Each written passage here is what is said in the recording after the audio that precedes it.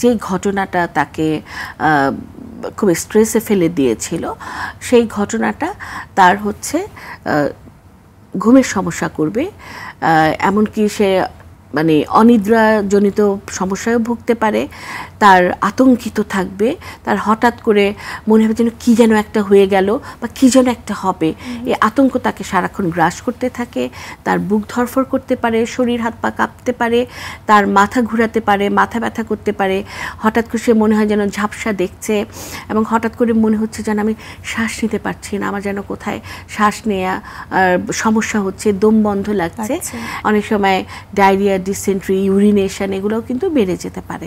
এবং এটা যদি লম্বা সময় থাকে এই অবস্থাটা, এবং ঘুমের ভিতরে যেটা হয় যে আতঙ্কিত হয়ে চমকে উঠে যাওয়া, বড়দের এক্সপ্রেশনগুলো তো তারা বলতে পারে, তাদের সমস্ত ঘটনাটাকে সে রিকল করতে পারে, গুছিয়ে বুঝিয়ে বলতে পারে। তো বাচ্চাদের ক্ষেত্রে হয় কি অনেক সময় তার ঘটনাটা সে বিস্তারিত বলতে নাও পারে, সে সারাক্ষণ চায় যে তার কাছাকাছি কেউ একজন থাকুক, এখান থেকে যাবে না, আমি ঘুমাবো, এই যে ভয়গুলো তাদের কিন্তু বিভিন্ন ধরনের এক্সপ্রেশন কিন্তু আসতে থাকে। এবং অনেক সময় এই যে পিটিএসডির জন্য কিন্তু অনেক ধরনের মানসিক সমস্যাগুলো আসলে আরও বেড়ে যায়। তার যে ধরনের ডেইলি পারফরমেন্স থাকার কথা, তার স্কুল কলেজ যদি স্কুল গোয়িং বাচ্চা হয় তাহলে সেখান থেকে কিন্তু সে স্কুল রিফিউজাল ডেভেলপ করতে পারে, স্কুলে যাচ্ছে না, সে কিন্তু টিচার দেখলেও ভয় পাচ্ছে, ক্লাসে কেউ তার পাশে বসলে ভয় পাচ্ছে, কেউ না থাকলে ভয় পাচ্ছে, হঠাৎ করে একটা শব্দে সে চমকে উঠছে এবং সবাই ওকে নিয়ে আতঙ্কিত হচ্ছে।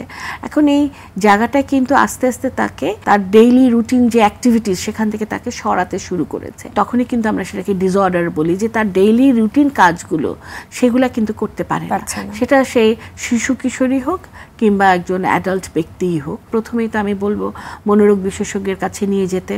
এখন শিশু কিশোরদের জন্য কিন্তু আমাদের শিশু কিশোর মনোরোগ বিশেষজ্ঞরা আছেন আমাদের দেশে, এবং তারা উচ্চতর ডিগ্রি প্রাপ্ত, তো সেখানেও আমরা যেতে পারি। কিংবা যে কোনো মনোরোগ বিদ্যা বিশেষজ্ঞ কিন্তু এর চিকিৎসা করতে পারবেন, কারণ তাদের কোর্সের কন্টেন্টে কিন্তু চাইল্ড অ্যান্ড অ্যাডোলেসেন্ট সাইকিয়াট্রিটা ভালো মতন পড়ানো হয়, তারা জানে যে কিভাবে ডিল করতে হবে।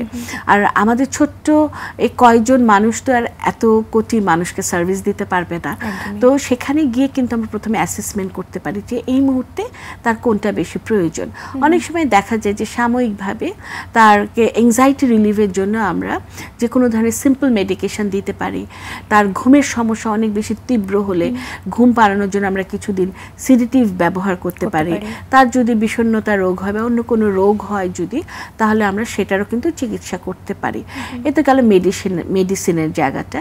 সেই সাথে কিন্তু আমরা তাকে আশ্বস্ত করতে পারি, এমপ্যাথেটিক ভিউতে তাকে সাইকোথেরাপি দিতে পারি, কাউন্সিলিং করতে পারি, সাপোর্টিভ সাইকোথেরাপি দিতে পারি, ইন্টারপার্সোনাল সাইকোথেরাপি দিতে পারি, আমরা সেখানে কগনিটিভ বিহেভিয়ার থেরাপি দিতে পারি, বিহেভিয়ার থেরাপি দিতে পারি, তারপরে সেক্ষেত্রে হচ্ছে ডিবিটি দিতে পারি, ডায়ালেকটিভ বিহেভিয়ার থেরাপি দিতে পারি, EMDR দিতে পারি আমরা অনেক ধরনের। এবং সেক্ষেত্রে কিন্তু একটা ফ্যামিলি কাউন্সিলিংও করতে পারি যে কার কি প্রবলেম, এটা অনেক সময় পরিবারের লোক বুঝতে পারে না, তারাও অনেক সময় ট্রিটমেন্টের জন্য আনে না, বা কেউ যদি নিজেকে দেখায়ও তারা সেভাবে সাপোর্ট করে না দেখে সেই ব্যক্তির উন্নতিটাও সঠিকভাবে হতে পারে না।